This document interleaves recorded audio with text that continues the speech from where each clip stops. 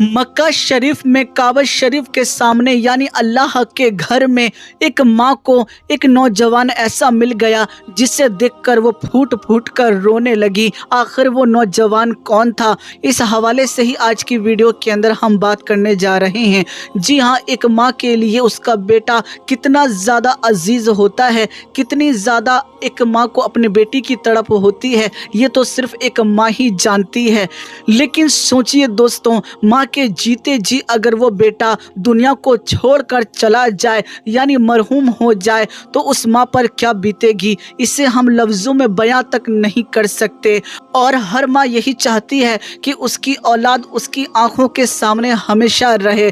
ऐसे में दोस्तों, ये माँ जो थी वो उम्रा करने के लिए सऊदिया अरब आई अल्लाह के घर में। ना जाने शायद इसने कभी ये दुआ कर रखी थी कि काश मुझे अपना मरहूम बेटा एक बार फिर से देखने को मिल जाए। शायद ये अल्लाह की कुदरत का ही करिश्मा था। जी हाँ दोस्तों, वो अभी मक्का शरीफ में काबे का तवाफ कर रही थी कि तभी अचानक उसको एक लड़का नजर आया और वो लड़का हू बहू उसके बेटे की तरह यानी जो मरहूम बेटा था उसकी उम्र का, उसकी शक्ल का और यकीनन उसी तरह से हसीन और जमील नजर आ रहा था। दोस्तों, वो माँ बेकरार हो गई, देख करके तड़प गई और समझी कि शायद ये मेरा ही बेटा है। और फौरन ही दोस्तों वो जा करके उस नौजवान लड़के के गले लग जाती है, जिसको देख करके आसपास जितने भी लोग मौजूद थे उनकी आंखों से भी ज़ारों कतार आंसू निकलने लगते हैं। और वो सब समझते हैं कि ये एक माँ की बेचैनी है